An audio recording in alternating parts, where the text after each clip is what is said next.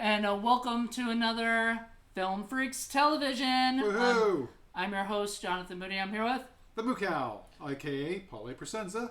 And he's with... Milk and Moo. Milk and Moo. Is that really their names? Yes. It's from the Ogden Nash poem. He wrote about a bunch of animals, and the one he did about the cow is, the cow is of the bovine ilk, one end is moo, the other milk. All right. Well, there you go. Milk and Moo. All right. We Anywho. love you, Jonathan. Actually, it didn't feel too bad. All right. So we are going to be talking about the 1984 classic film, Ghostbusters. Who are you going to call? Ghostbusters. Yeah, I thought you were going to say something else, like Moo Moo. Yeah. There is no Dana. There's only Zul. There's no Dana, only Moo. That's right. So Paul hadn't really watched this movie in a long time, and so this is the first time in a while. You even said in the beginning of the film that you forgot the opening. Yeah, I forgot a lot of stuff in there. Yeah, so he forgot the opening, which involved the library. You do remember them running out of Right, the library. and the scary part where the transforms. Where the thing goes, rah! Right. No, right? Which, yeah, so other than that, he didn't remember a lot of other stuff from it. Yeah, mostly what I remember was Bill Murray being kind of a jerk in the movie. Yeah, and he was. I mean, that didn't change. He was very, and you know what? I mean, more that I watch it, I'm like, I've always liked Bill Murray's character. I always liked Peter Venkman. I thought he was, he was a womanizer, he was he was good with he always made Sigourney Weaver's character smile, which I don't know if a lot of what he will say. That was then. That ain't now. I know, like, these days, that's called getting a restraining order on somebody. We're running into a lot of that with some of the movies we've been covering. Yeah. It's a different time now. It is a different time. So it's going to make me interested to see what the new Ghostbusters, 2021, which is the reason why I picked this movie, is because it's November, and that's when the new Ghostbusters comes out, and I wanted to tie it in with that. And you didn't even know there was a new Ghostbusters, did you? I mean, I had heard it, but I didn't know it was actually happening. Yeah. Especially after the last one. Last one was... we don't even talk about that one. But this is the classic 1984 one that we're going to talk about. And okay, so let me preface this by saying I grew up on the Ghostbusters. Like, this was made for me. I was a kid. I was scared in the beginning of Ghostbusters. I wasn't even scared of the cartoon. But I'll tell you, the scene... You were scared of the cartoon. Yeah. Oh, dear. In an episode called Poultrygeist. There you go. The trauma. There's the trauma. There's the trauma tie-in. We're going to talk about that. We're going to talk about it. It seems to be trauma tie-ins. Traumarific. An episode called Poultrygeist where there was a angry chicken, killer chicken that would, whatever. But the look on his eyes and everything terrified me as a child. You know what? It's funny because I'm almost positive didn't this come out in the same year as Toxic Avenger? 84. I'm not sure. Maybe. I think so. So New York City had two big supernatural problems or instances. One is Toxie. Well, I guess not. I guess it was across the river. That was a superhero thing too. It was really that wasn't really a scary thing or anything.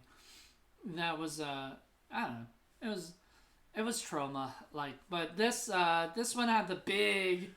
I mean, this is a big Hollywood production. I was about to say the budget was slightly larger. I mean, we were talking about it. I think, if I'm correct, a lot of the interiors are L.A., shot and stuff. The things that they could get away with where they don't have to stay in New York. But the other stuff, all the outside, is definitely... There's a lot of New York. There were a couple scenes where we're pretty sure that's still L.A., that's outside. Right. But, most of it was New York because they had to show it looking like New York. And the other thing we needed to point out, because I don't remember if you did or not, but this was we actually watched the 4K version. So we didn't point that out, no. Yeah. So we watched the 4K version. Really good. By the way, you didn't even mention we're in a different location. We're in Paul's house. Yay. So this is the first time you're going to see Paul's house in a Film Freaks or anything.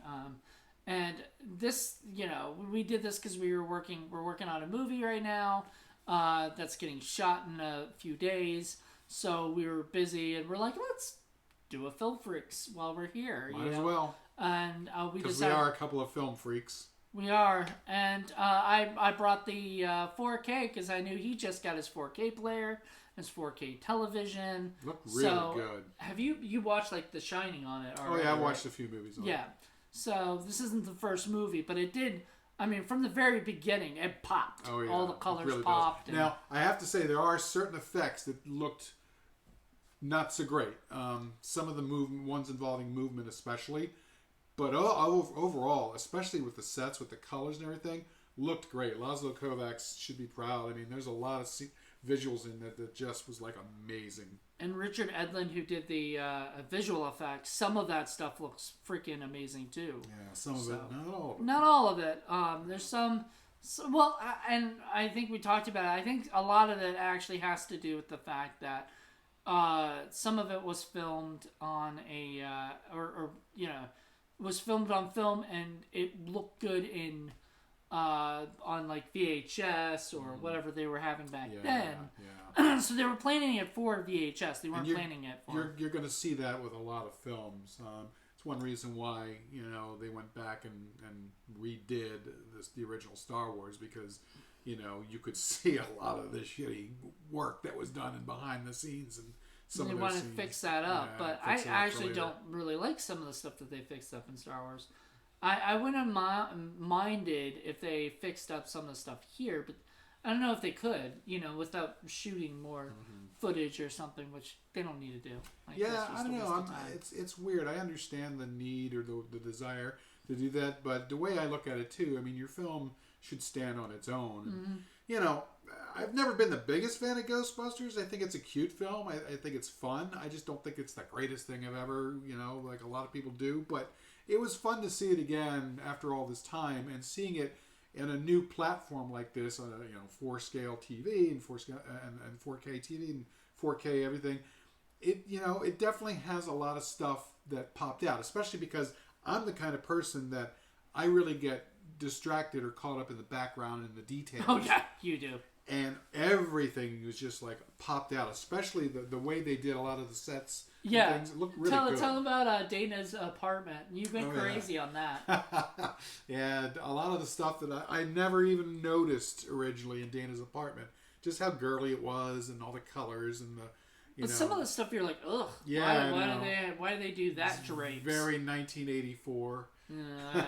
So some of it was just not very good looking, but it's also, you're right, it might have been the time period, and it might have also been the set dresser who liked that or thought that that's what this character would. It's an interesting mix of utilizing Art Deco, which is kind of like the big time for New York City and New York City architecture, but also at the same time sort of mid-80s style. Yeah, and having the two decorations and the thing is, the Art Deco is going to last forever, so it's going to look good, and the 80s style is going to be like, cringy. But who will love that is just Jen. She loves that 80s kind of stuff. Oh yeah, she would have probably be killing us for not inviting her like, to this. When she had her 80s those sweatpants things, those leggings. Yes. Yeah. She was always talking about the 80s leggings. It was like, oh dear. Yeah. 80s fashion. 80s fashion, which, I mean, I didn't really notice anything too specific with the guys. They didn't, nothing really stood out. Yeah, they didn't get any money from members only, so you didn't see any of that. Yeah, I mean, it wasn't like too, I don't know, no vivid colors or anything that was too... Yeah, it wasn't Hobgoblins. Also, when was Hobgoblins? 88? It was released in 88, but I think it was shot in 86. 86 still. Like, that's a couple years after this, which would have been about the time that, 80s started kind of shifting to that, a lot of those clothes and different stuff. Right. But what you did see is, a lot of Budweiser, a lot of Cheez-Its and Hi-Hos, and Coke, a lot of product placement. So clearly... Yeah. They were getting their money to make their movie. And hey, Coke. It is what it is. Coke, if you're giving them money, give us money. Seriously, what do I drink all day? That's Coke all we Zero. He drinks Coke Zero. I drink just regular Coke. All we ever do. Cherry Coke. Give us some money. Money! That's right. Continuity Monkey needs a new pair of shoes. I know, seriously. Anywho, so to go back to the film itself, I don't know. Okay, so let's start from the beginning, kind of tell the story a little bit. So, the story begins with this poor librarian who gets scared to death by moving books and all the cards start, and then she runs into something that we don't see. This is before digital times, kids. They actually had books on cards. And they actually, that was like, the card catalog. So you had to look up what it was, and so I think they actually had somebody in the back blowing them all out when they were supposed to be. I think that's what I heard. So anyway, the lady freaks out. Then you meet Peter Venkman, who's this sort of womanizing jerk who is doing some tests, paying students $5 to test their his theory that apparently it was like the theory they were trying to guess the shapes without seeing them. Right, but it was like a negative reinforcement on ESP. So like negative reinforcement being the electric shocks that they would get. But it's kind of a dumb thing to test because of course negative reinforcements it's gonna tell you that they don't like it. We know this. It's negative reinforcement. Right. So he's proving something that's already pretty much already going to be understood and proven. Yeah. But anyway, so he is like the guy leaves because he's getting shocked and he's not getting the answers. He's going to get one right. And he didn't let him have that one, the wavy lines, which. It's because it's not about the experiment. He doesn't care about that. He's just trying to pick up chicks. Yeah, you're pretty much sure that this is why he's doing his. And that's why the group gets kicked out because the scientists are not really doing science. And that catches up to them finally. Which would make Lenore mad. Like, no, not doing science. No. But anyway, before they get kicked out, they get the call about the ghost in the. Library, so they go to the library to check it out. You were laughing because he asked if the lady was menstruating. You're like, she's like 65 years old. Yeah, she has been menstruating for like at least a decade. But so anyway, they end up going down there and checking out the. He was like, "Don't mess with me. I'm a scientist." He said it's a line, one of the most famous lines in the whole movie is because the guy says. Yeah, he says, before he says back off, he said, what does that have to do with anything? He goes, back off, man, I'm a scientist. Which I see on t-shirts and stuff. Like, that's just a, merchandising thing. Which the Ghostbusters did do a lot of. Oh, yeah. They're all over. They're still all over the place. So anyway, they end up going and checking this ghost out. And they don't know what to do with it once they see it. And he was like, all right, stay close. The thing is, I'm not exactly sure that Bankman's character really believes in them. I don't think he cares. I think this is all sort of like a way for him to pick up chicks. I don't think he really is. Ray, on the other hand, seems to be a true believer. I'm not sure about. I think Venkman, he definitely does believe it once he sees it. Once he sees it, sure. Right. At first, when he's going there, he's just like, because he's even saying stuff where the guys they're looking at the ectoplasm, and he's like, somebody blows their nose and you want to keep it. Like he's not taking it seriously at all. No, you're right. And then he sees the ghost and he's like, okay. In fact, he gets his ass slimed. So at one point, I think that's kind of like turns the corner for him. I don't know. I think he really did believe that there's the ghost. He just didn't know, like he had met. I mean, already met the one, like he knows that there exists. Yeah, maybe, but I think he was just more interested in girls, right? And he was more interested in Sigourney Weaver at one point. Well, who could? But he Sigourney Weaver looked really good in this. Yeah.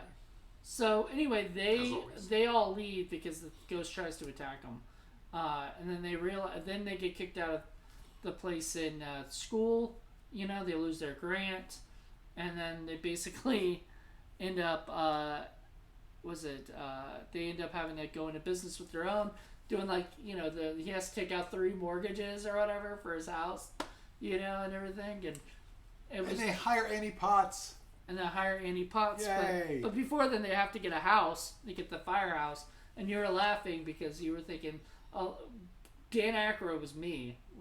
They're all in there going, oh, this place is shoddy. It doesn't have this. It doesn't have that. And he's running around going, this is so cool. This is so cool. We're getting it right. I'm getting all my stuff. We're getting it right now. We're to sleep tonight, right? You know? Like, yeah, this is him when we got the studio. When I got the studio, I was going nuts. It was you, me, and Jen, right? And we're walking around, looking around, and I was just like, this is it. This is the place. And then I saw our room, the room that we use for the studio, and I was just like, this is... I think I even wanted to sleep there that night. I was like, we could get a couch, we could get all right. I got so excited. Right, Ray. All right, yeah, no, I've always said that, like, I've always wanted to be Peter. You know, that's who you want to be, is the womanizing, good looking, whatever guy. I don't know. I want to be him. But you know, then I get to be Ray. You know, which I'm fine with. You know, Dan Aykroyd was always and he believes in aliens in real life and shit. So he believes in all this stuff, which is cool. So then he goes off. They go off to start their own business, and they start getting everything together. They get a car that they have to fix up. The old ambulance. That was cool. Yeah, they have to fix up, but it's got like a lot. Everybody I knew had a little model of that the Ecto ambulance. 1. Yeah, Ecto 1. Ecto 1, they never show Ecto 2 because I don't even think that's in any of the actual movies unless it's in the new one. But like Ecto 1 was the car, Ecto 2 was a helicopter. And so in the cartoon, they always use Ecto 2 to fly around or whatever. And I always thought that was cool. That would have been... I don't think they used it in Ghostbusters 2. Now, it could be wrong, but I don't think they did. So I think that was always in the cartoon. And then they get their first customer, which is Sigourney Weaver, who basically when she got home, eggs start popping out and boiling right on the table, which was a really cool... Still looked really good, you know, for the special effect. And then, what is it? Then she hears a dog say Zool in her fridge. As you do. Yeah, so then she goes out there. And I guess we shouldn't really just go over the whole movie. Most people have already probably seen the movie. Most people know about it. So yeah, they'll probably be bored. But yeah, I'm trying to think of specific scenes that, you know, obviously when they get the first call and they gotta slide down the pole and get the suits, you don't really see them do that again. And they don't really talk or explain about the whole process with the ecto guns and all that kind of stuff, because it's never ever going to make any kind of real sense. It doesn't really have to. It's a farce. It's not really there to do that. Yeah, it's a comedy. It's not meant silly. to be taken too seriously. Yeah. I mean, but you were asking, like, what is the proton pack and what is the thing that comes out of it, the laser, I guess, whatever the thing, and it's like I forgot what he said, because there's a line that Bill Murray says where he was like, "That'll teach you never to mess with somebody who has a proton glider or something." And I was like, what the hell is... And he's like, yeah, we have an unlicensed nuclear something or other. And I'm like, exactly how did you get a hold of fissile material? And how the hell did they get, like, who made it? Like, I don't think they scrubbed around that whole bit, which is, you know, I guess you could do that, you know, at some point, as long as you're okay with it. It's a farce and you can just let it go and it's all right. But, you know, if you're trying to make this like a serious movie, you gotta have some kind of explanation. It always kind of bugged me about where all that stuff came from, but it's all right. Yeah, after a while, you just gotta let it go. Just let it go, because, like, in the end of the day, it doesn't matter, because it's like, it's such a silly movie. Like, if this were a straight up serious movie or something, then yeah, I could understand. Well, it's just, you know, somewhere along the line, I'm guessing after Jaws, it became a big thing for Hollywood. We're like, well, people don't really want to think when they go to movies; they just want to be entertained. Yeah, isn't necessarily true. certainly not with me. I think you can do both. So I like movies that tend to do both. But I mean, you know, I can be more forgiving if it's not, but it's done well. Well, I mean, I never thought about that. I never ever since I've watched the movie, I've never thought about it because I mean, look, once again, it's one of those things where I'm not thinking about it. I'm just thinking about how cool this is. You know, like whatever. This looks cool. This, you know, especially when they get Slimer for the first time, they actually catch him and everything. I love really the story you said that it was supposed to have been modeled on John Belushi. So talk about that. Yeah, so I read I think I watched a video on it, but originally when Ghostbusters was in its like first forming, and I don't even think it was called Ghostbusters at the time. Dan Aykroyd was gonna work with John Belushi on it. Like they had this idea, and it was a completely different one. It was gonna have like them going into different dimensions and fighting these things. It was just gonna be Blues Brothers going to different dimensions. It was like gonna be a completely different story, basically, because that's what everybody liked. Everybody liked Dan Aykroyd and John Belushi together, and they were good friends. And I think Eddie Murphy at one point was attached to it, and then he let go because they replaced him basically with Bill Murray. You know, because it would have been those three together. You know, and then Bill Murray came in. They don't need Eddie Murphy when, you know, Bill Murray's, you know, because they need Eddie Murphy's the funny guy. Eddie Murphy probably didn't want to be in the Ernie Hudson role. He probably wanted a more starring role. He would not have done that. Because at that point, Eddie Murphy had a big star. Yeah, he was a Saturday Night Live guy at that particular moment. So anyway, he left, and they were trying to find somebody else, but so they found Bill Murray and Harold Ramis, and you know, and Ivan Reitman directed it. So they had the three Stripes guys back again: Ivan Reitman, Bill Murray, and Dan Aykroyd. Or not Dan Aykroyd, Harold Ramis. And then what? I always like Stripes. Yeah, Stripes is a different movie. We would probably do that for Film Freaks at some point. Probably not this year since we're already doing Ghostbusters. But so then the next thing was that when they were coming up with the sculpting or the look of Slimer, they were like, can we make him look like my buddy John Belushi?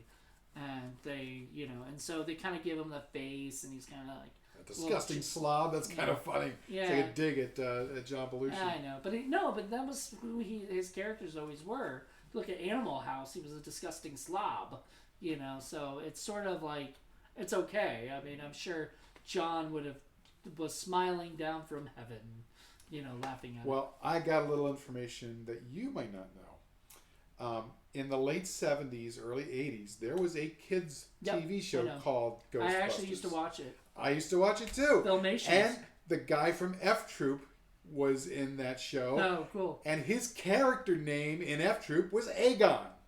Oh, I did not know that. That's yes. Funny. Okay. So you got to wonder how much of that was pulled from there, and how come they didn't, sue them? No, they could. So they made a deal with Filmation. Ah, okay. Because Filmation had done the live action one. It was like got a orangutan or whatever and stuff, and then I used to have those. I used to have that Filmation's Ghostbusters cartoon, and I don't think I ever. I love the jingle. I love the jingle of the old kids show. I don't like the one for the movie, but I love the old. Jingle for the cartoon. And so, and we talked about that earlier. The jingle for Ghostbusters was actually very last minute.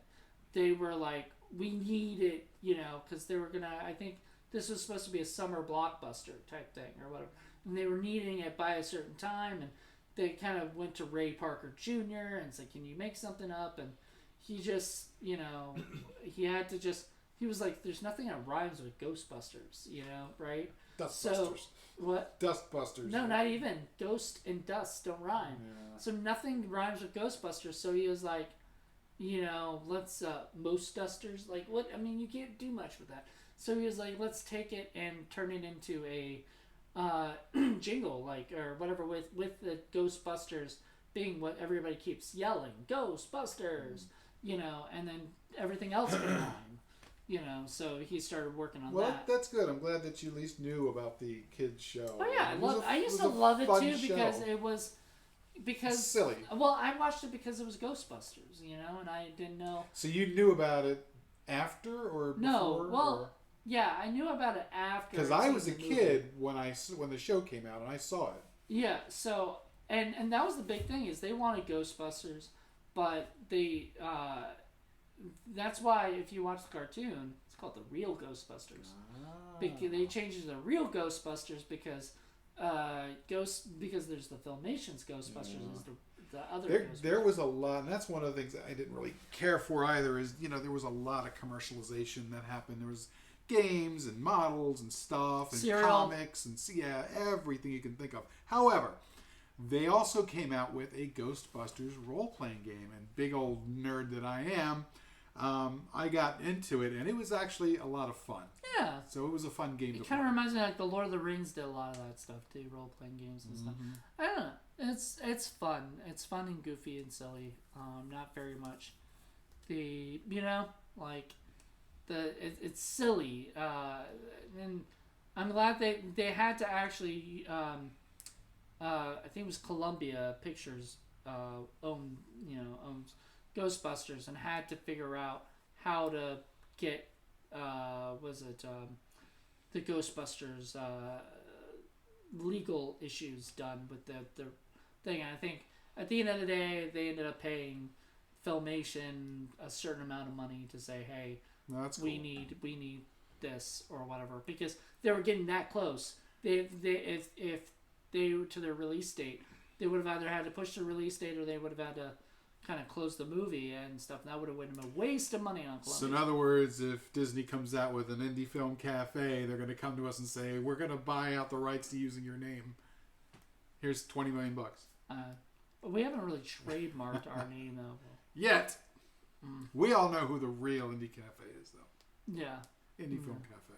I don't think Disney has any interest in, that stuff. But anyway, point is that, the Ghostbusters existed, but thankfully that all worked out. There's a great Netflix show. It's called like The Movies That Made Us. And they did one on Ghostbusters, and it's like an hour long, and it's a really good like show that like really goes into depth of like what happened and how they got everybody involved, like how it all kind of came to be, how at one point it was not going to come to be. Because that's a lot of these movies is like at one point or another, this movie may not have existed, even though it had all of that corporate backing. Yeah, there's a lot of problems that arose on set and other things even in post-production. So, I mean, you might think, oh man, that's a big time movie, like whatever. I mean, that's one thing, but like, that's money, period. That's and sometimes you go over budget or you go, 84, was it going up against one of the Star Wars movies, or Star Wars is 83, I think. I think Return of the Jedi might have been 83. Yeah. At that point. Or 85. Something like that. But, I mean, it was made to be a summer blockbuster. ET or something. I forget. I remember it was going up against some other big blockbuster-y kinds of stuff. Which, it's kind of funny, because a movie like this would normally now go into, like, October-ish time. Even though the next one's going into Thanksgiving, which is a little weird. I'm surprised. I guess that was... Sony now owns Ghostbusters. I guess they own Columbia, Pictures or whatever. So I don't really see. Do you see any movies with Columbia anymore? Not really. I think it's because it's a Sony company, and so whenever they do Sony, it's really just Sony everything, or whatever. But so they owned Columbia owned this movie and put it out, and it did fairly well. Sure, like sure. It became such a big hit. It spawned a television show, like a cartoon, which was really funny because the voice of Peter Venkman was done by the guy who did Garfield. He was frightened by the cartoon. Okay, we'll talk about that in a second. I think we mentioned that earlier. But the voice of Peter Venkman was done by the guy who did Garfield. Years later, Bill Murray voiced Garfield. Right. You know, so it was really funny. It's almost like kind of life imitating art kind of thing or whatever, where it's just kind of happened. I thought that was interesting because when you hear the guy who, I forgot his name, something Welker or something, I don't know, the guy who did the voice of Peter Venkman, he sounded, and at one point Dave Coulier did Peter Venkman, and that I could definitely, or did he Ray? He might have done Ray. But Dave Coulier was in, you know, from Full House. I forget. Was this Harold Ramis writing this one? The cartoon? No, this movie. Oh, this movie, yes. Okay, with Dan Aykroyd. With Dan Aykroyd. Yeah, okay, they both that's wrote interesting. Yeah, I always thought, you know, plot-wise, it was a little underdone for my taste. It just, you know, I wish there had been a little bit more to it. But, you know, the performances were all good. I really liked Rick Moranis in this. I thought he was freaking hysterical. I think he was the perfect person to pick for that particular role. He really kind of made that character memorable. Yeah. He's like sort of the guy now about accounting, you know? Like, the lovable schmuck. The lovable accountant who held parties, but was all cheap at his parties.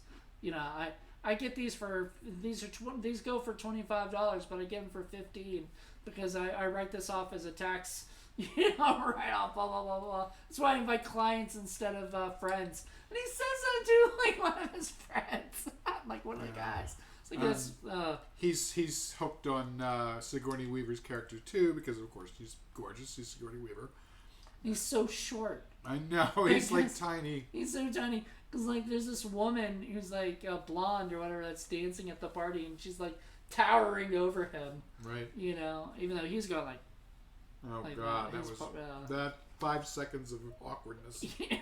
Well, you know, thank God he was saved by the knock on the door. So you have to wonder, because he was really funny back in SCTV, and he did a lot of physical stuff, so I imagined at the time they were probably like, just do whatever kind of wacky dance you want. You know, at one point he's like randomly picking up shit and giving it to what's his face's character, and I'm like, I bet he just did that on his own. Oh, right, to Harold Ramis. Harold Ramis. Yeah, when he was the thank you. Possessed, he's just handing stuff to. It's just going around like tasting weird shit and just doing goofy shit, or just sniffing the popcorn, or took the pizza slice and like rubbing it. See, I'm willing to bet he had lived a lot of that. And you know what? I mean, yeah, you give Rick Moranis, you know, whatever, he's gonna do it. Like, we miss you, Rick Moranis. Come on back. Now, there have been rumors and thoughts that maybe he'd be in the new one, and they just haven't announced it yet. I doubt it. I very much doubt it because I know there's no way you can keep that a secret. Just no way. Yeah. But I mean, because that's going to be like the biggest. Especially if he were to come back with that character, that would be fun. Yeah. Can you imagine if he got possessed again and just could do all that shit? Well, they probably wouldn't give him a major role, but just to have him in there for 5 minutes talking about the taxes or something like that would be cool. Yeah, he was in Ghostbusters 2. Mm-hmm. So he came back to play the same character. Yeah, Ghostbusters 2 was not very good. I don't know. I mean, it's not the greatest, but it wasn't. To me, it wasn't. It's watchable, and I watch it over and over. Typical sequelitis, you know, they have the regular good movie, and then they all kind of get. Well, so what had happened was, you know, Ghostbusters was a phenomenal hit, you know, and became this big thing, and all of a sudden, T-shirts and, you know, branding all over the place and everything, as we talked about. And then Bill Murray didn't want to come back for a sequel. They were trying to get him to come back for the sequel. He's like, no interest. Bill Murray being a pain in the ass. Who'd have thought it? And he's just like, no interest. He didn't want to. They had asked him to do a lot of stuff. He just had no interest. And, you know, he just. I don't know why. I guess he just. Like you, maybe he just thought sequels are just kind of. You know, if you notice, he hasn't really been in. There hasn't been really many sequels of movies he's in. Not Lost in Translation 2? No. Guess not. Even more lost. Even more lost. Still lost. Still lost in translation. Man, we should stop translating because I always get freaking lost. that's the trailer for you. There you go. Them writing that out. Yeah, poor Scarlett Johansson. I know. Yeah. I'm not a huge fan of that movie, but whatever. I thought it was cute. Yeah, it's boring. But a lot of people love that movie, and a lot of people love Bill Murray in that movie. And he was the only reason I actually sort of kept with it, because I found Scarlett Johansson to be beautiful but boring kind of thing, because she just kind of didn't do anything, like, and I get it though, I get the movie. But with that being said, like I said, I've always liked Bill Murray in this movie, even though he's an asshole, like he's a dick.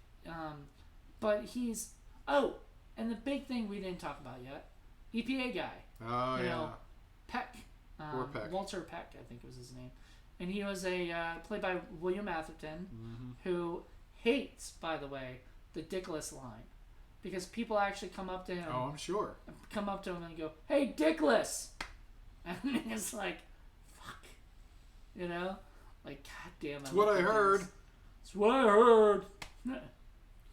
God, that's a great line. That poor schlub. He's kind of a stiff jerk, but he's doing his job, and the EPA is there to protect us so that somebody doesn't freaking poison us or use nuclear devices unlicensed to blow up and do. I knew you were going to mention the unlicensed. So that's kind of sucks that he has to get that kind of shit from there. And then the one thing that bugs me is that like the New York mayor is like, oh well, we're not going to listen to you. Like, no, it's the other way around. The EPA is federal. We don't care what you say, Mayor of New York. You're nobody. Yeah. We're going to shut the whole city down if we can, because we can. Right.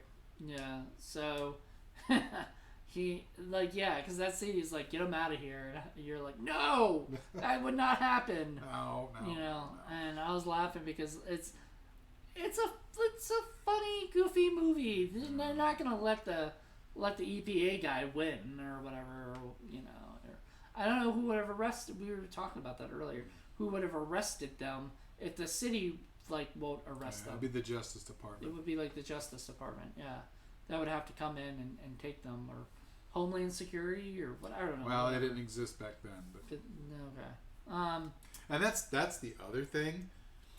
If we want to talk about that, but there is some stuff going on in Ghostbusters that you can't help but think about 9/11. Just there are scenes with all that stuff floating in the air, and just you see the Twin Towers there, because we were saying there's a lot of movies that will digitally get rid of that now, and that's sad. Like, it's sad. It's very sad. I mean, look, this was a staple of the time, and everything, and you can't go back and try and you can't do that.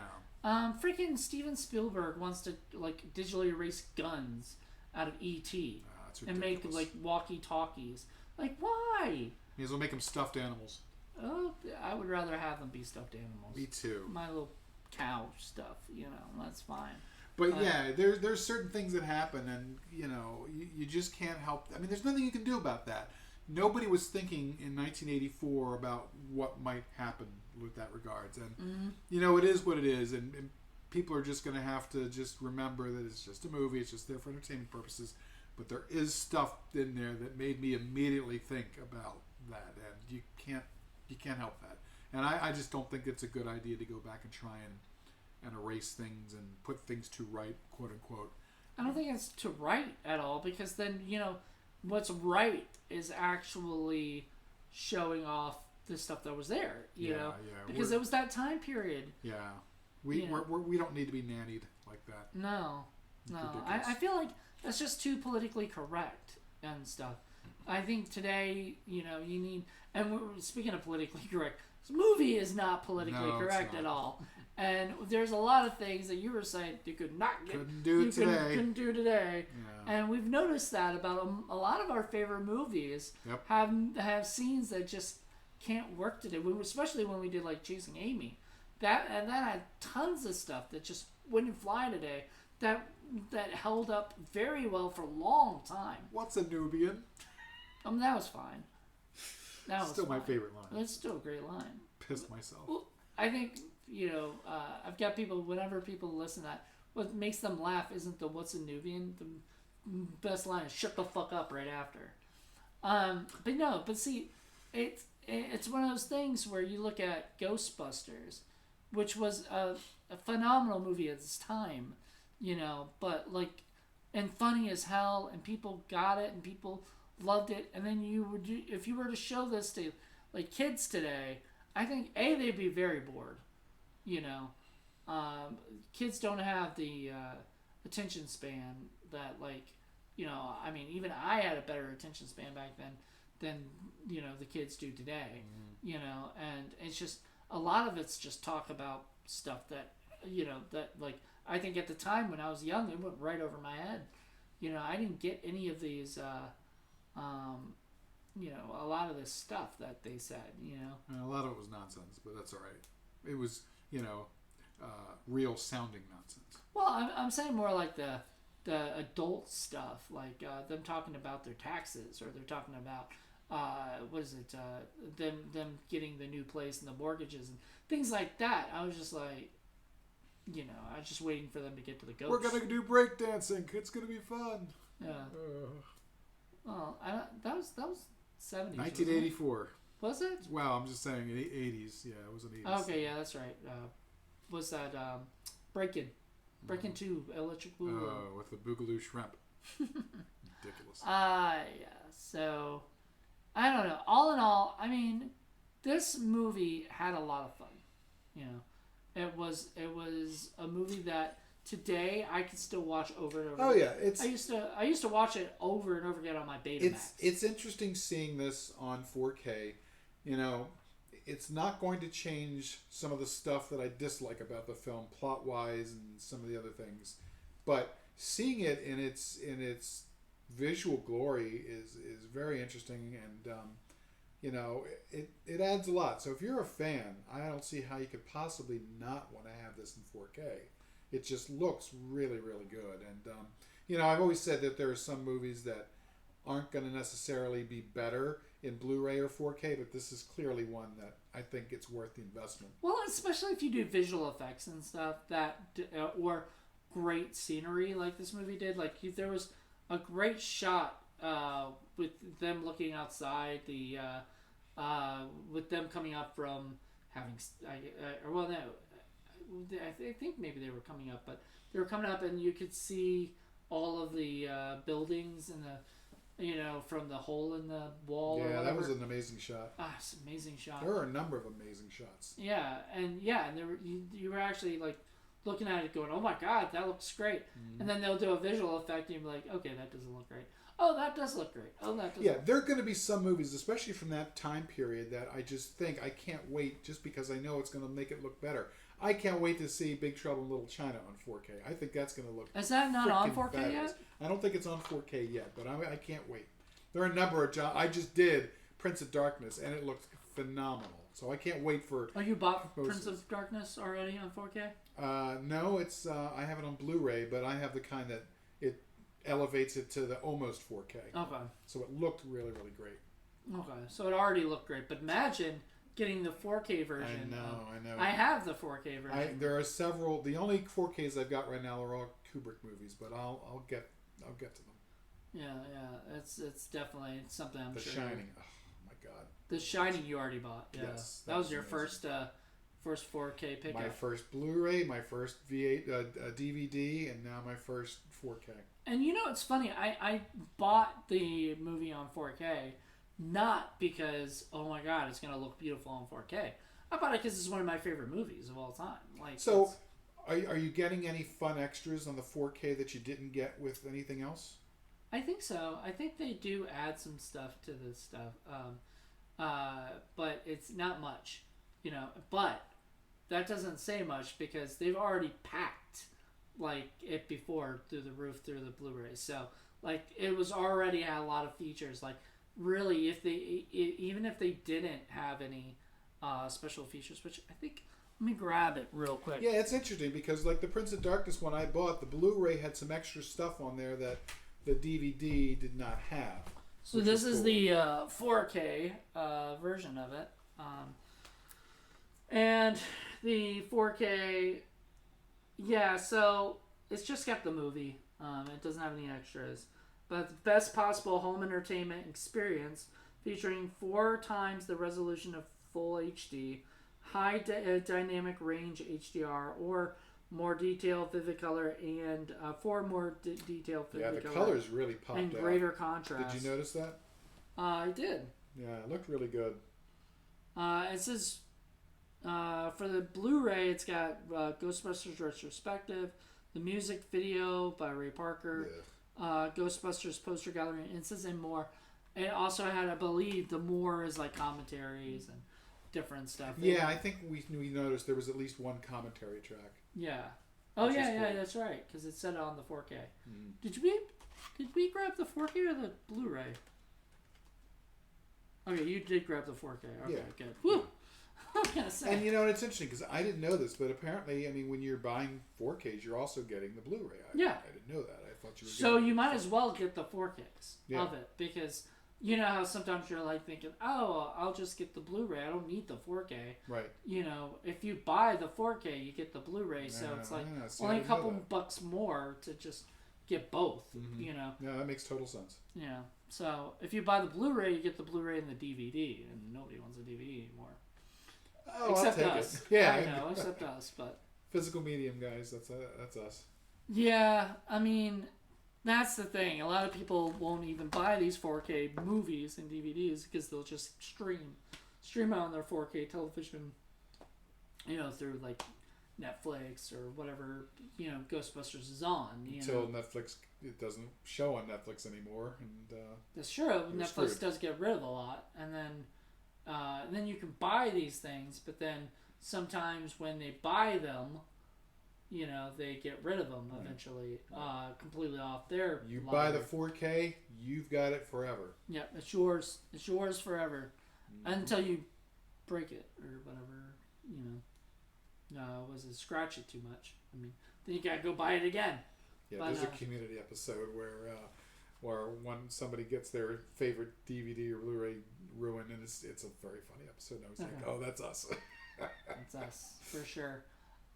So I want to talk about the ending of the movie. Obviously we gotta talk. If we're gonna talk Ghostbusters, you gotta talk Stay Puft Marshmallow Man. Oh yeah, best part of the film. And all that stuff. You were saying that. I was very surprised. I don't know why.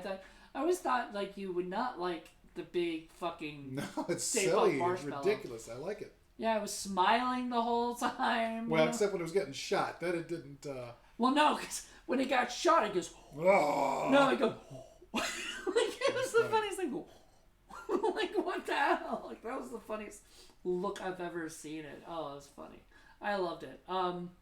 But before then, it was walking around and stomping on churches. Not because it wanted to kill things. It seemed it just was walking, and just it was going after the Ghostbusters apparently, which I thought was a little weird now that I'm thinking about it, because like she says, the traveler has come, right, and the destructor, choose the destructor, right. But I thought that was just the destructor, form of the destructor that's going to destroy the world. Now, why they got to choose it is beyond me. That's kind of strange.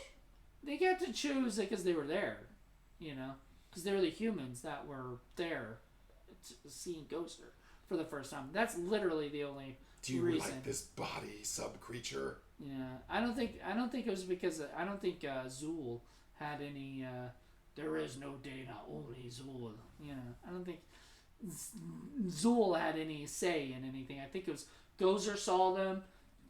Ray walks up and says, please go back to your, dimension, blah, blah, blah. And she's like, are you a god? He goes, no. Then die. And they don't die. They almost get killed. I think it's funny how, like, in the previous one, he came back as a giant schlor. And everyone's like, the fuck's a schlor? Slore, yeah. It was like, you could, they roasted in the depths of the slore that day, I could tell you. And I'm like thinking, okay. What is that? Like, I love that because it makes sense that guy knows what he's talking about, but nobody else has any context whatsoever. Well, he's possessed by Victor, was it Vic Clortho or something like that? Vince Clortho, who's like a minion of Gozer. He's a Keymaster of Gozer. He's the Keymaster of Gozer, but he's the guy who basically him and Zool are the two people that open it up. Why do I have the feeling that in singles bars all over the country in 1984, guys were going up to women and saying, "I'm the Keymaster. Are you the gatekeeper?" If they weren't, they should have. They should there still do that. Yeah. That's a good pickup line, everybody. There you go. Well, 80s the pickup line. Now people are like, huh? I don't. Ghostbusters fans. It's funny. Because that's the thing, man. If you're not a Ghostbusters fan, then why would anyone want to do you anyway? But yeah, so that's funny. But yeah, so the ending with Gozer, and Gozer was played by this. I think she was Russian or something. She was. Some kind of flat top haircut. Yeah, aim for the flat top. Aim for the flat top. It's one of the best lines of the movie. Well, there's a lot of great lines. I love when he shows up to Dana's apartment, and she opens up the door, and she's like all hot and everything, and he's like, "Oh, that's a new look for you," and she's like, "Are you the gatekeeper?" And he's like, "No," and Not she that gets I know this of. disgusted look on her face and just slams the door in his face. Yep. And he was like, "Okay." I don't want anybody but the, And then she asks it again, "Are you the gatekeeper?" And he goes, "Yes." And then he walks and goes, "I actually work for him. I'm meeting him here." Which is just like, and then that look of like, oh, why did I let this guy in? Or whatever, right? So it's like there's still a little bit of Dana irritated by his ridiculousness. I know, like, that was kind of funny. That was cute. And you were mentioning when she was floating, like, why? Like, that wasn't scary at all. Right, like, it doesn't harm him. Doesn't harm him. What is she doing? I think she was just... I think that was just what she was doing. Like, I think it's we can do this as a special effect, so let's use it. Like Exorcist was the first one to do that, right? Or whatever.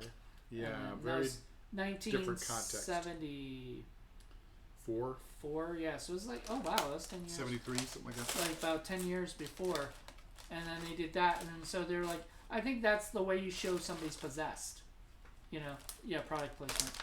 I think that's the way you show somebody's possessed is they float up in the air. Why? Why not? Because it's been done. I mean, you don't do it now. It's been done. Yeah, you don't do it now because like nobody cares now.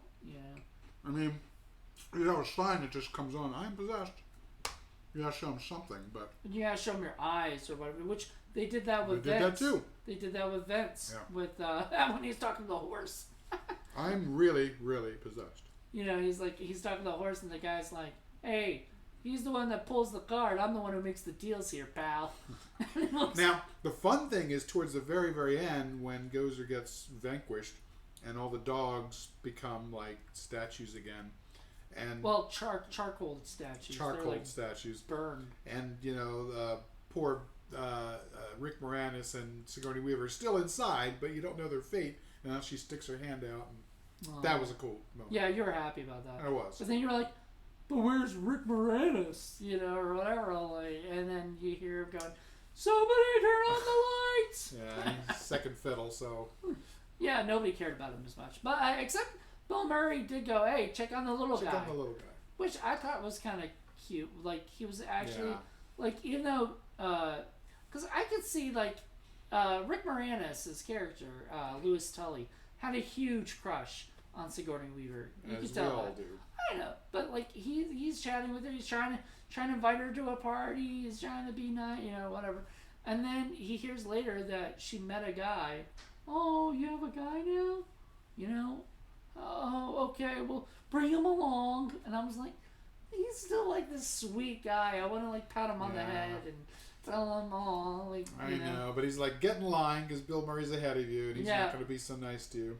Yeah. Now, and I always like the Harold Ramis Annie Potts thing too, because I really like Annie Potts in this film. I like Harold Ramis. What a great character! Yeah, and he was cool too. They were kind of perfect. It would have been perfect if they sort of explored that. Yeah, a little bit more. But I just loved the way she just was not having any of it. Yeah, Ghostbusters, what do you want? Yeah, they're so cute. She's just not impressed. She's not having it. In the sequel, she looked completely different. I know. I did not like it. I know. I didn't like the look. I was like, I was like, where's Annie Potts? And everybody was like, that's her. I'm like, because she had like this long red hair and everything. I'm like, that's not. Just didn't look right. It just didn't look right for Janine. Janine was got short hair and she's short and sassy. Yeah, she's sassy. She's got glasses.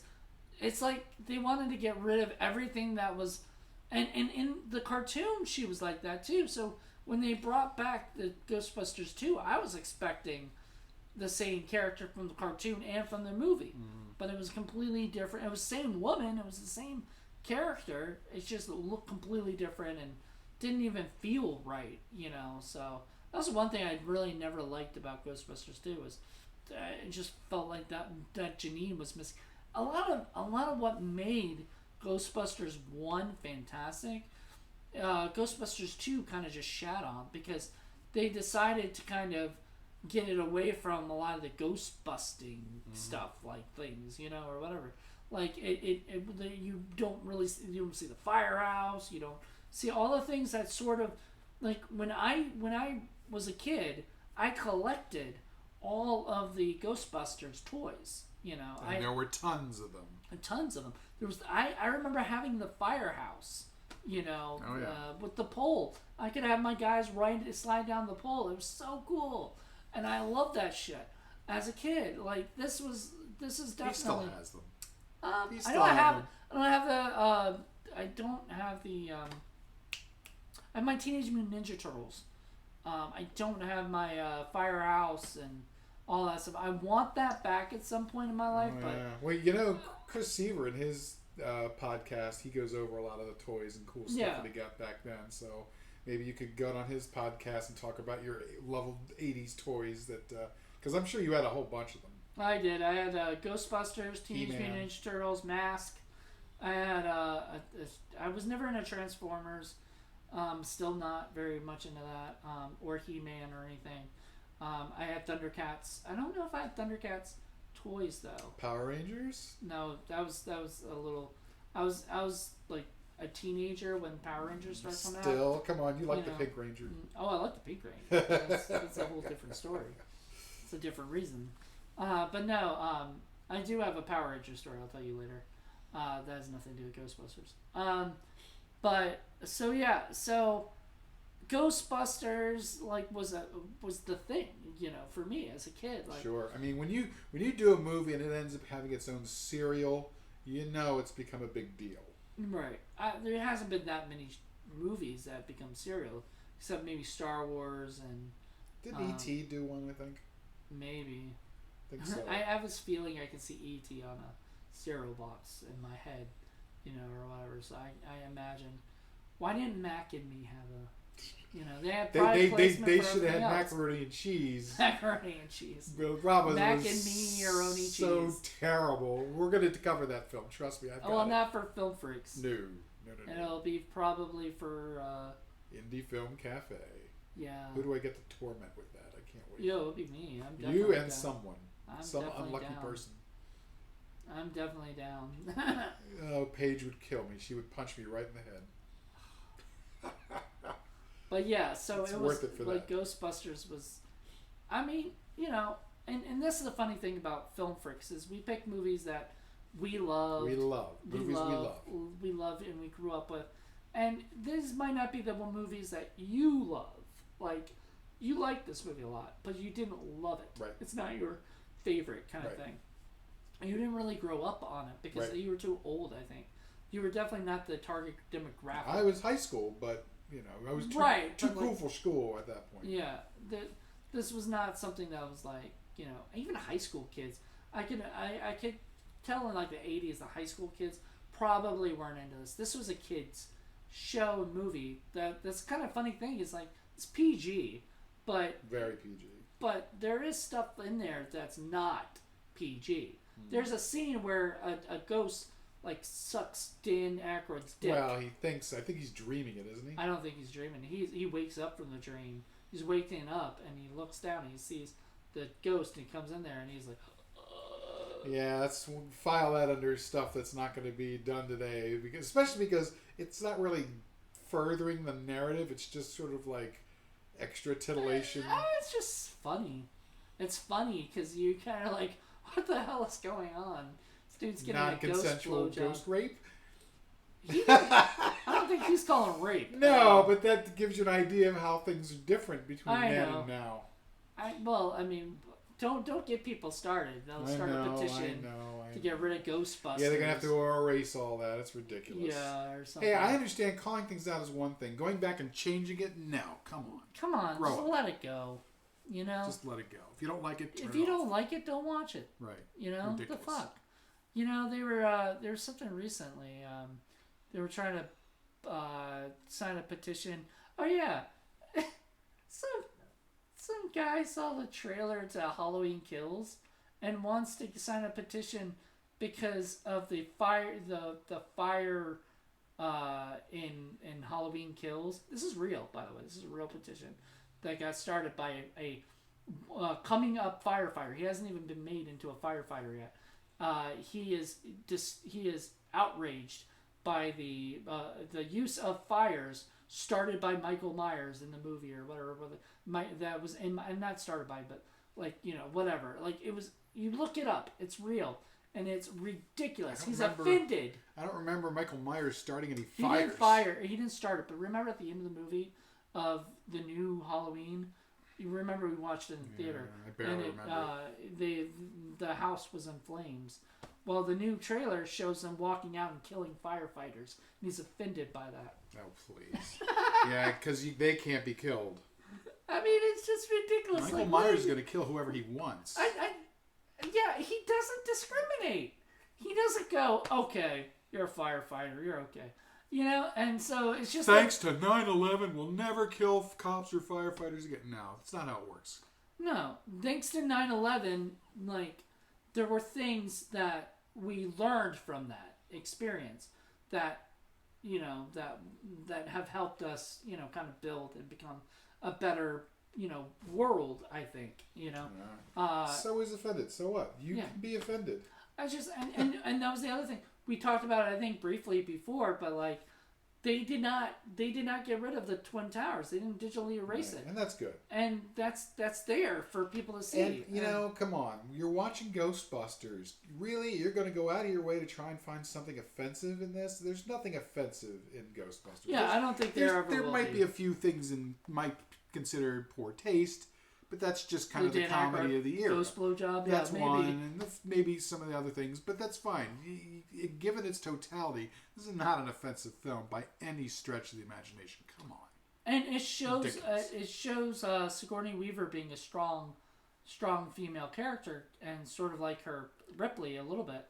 I mean, she gets attacked or whatever, but like, that's nothing she could do about that. Yeah, I think her strength is fending off the little dog humping Bill Murray character. That's what I'm saying. Like, she doesn't. It's not like she just gives in to his thing from the very beginning because she's so weak, you know, or something. She's like, get the fuck out of my house, you know, right? And then he even says no kiss, and she's like, shows his face out. And everything, and I'm like, that's a strong sort of character. Come back when you've become a giant schlor. Come back when you're giant schlor. Yeah. I don't know what the. Yeah, fuck. So Ghostbusters was a fun movie. It's cute. It's just not all that for me. It's all that for you. But if you're a fan and you want to see it in 4K, I'd say go ahead and do it because you know it's going to be great. I definitely agree with that. I think if you are somebody who's into Ghostbusters, the 4K is the only way to see it, really, right now. That's the best way. If you see it in a theater, it's probably even better. You know, I've watched it in theater, but I say go check it out and go check out the new one. It's coming out soon. Just remember, to do that whole 4K thing, you have to have a TV that's 4K capable. So, there you go. For a long time, I got the 4K TV and not the 4K Blu-ray player, and so I could watch 4K movies, you know, from streaming, you know, on my. So if I would suggest getting the 4K TV first because there's no. there's nothing you can do with a 4K player if you have a regular TV. And I'd like to point out my 4K player is region free. All right. So you can watch some region free movies now. That's right. Fun. So, all right. Well, thank you guys for checking this out. Hope you enjoyed it. I don't think there's much more we can talk about. We talked about everything. Pretty much. So check it out. We'll be back next month with another one of his movies. So come join us in December. I think you're doing a Christmas movie or something. Christmas-ish. There's Christmas in it. Okay, good. Well, there you go. A lot of times we don't do that, and I think that's good. Sometimes you don't have to do Christmas everything all the time. But every now and again, it's kind of nice. It's nice. We've done that. Even though our first indie film cafe, I just got to put this out. We swapped.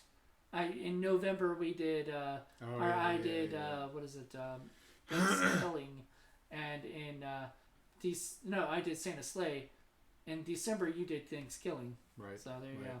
Anyway, thank you guys for checking this out. Hope you enjoyed it, and come back next month for a whole new episode. Yep. Thanks very much for joining us on Film Freaks, Movies That We Love.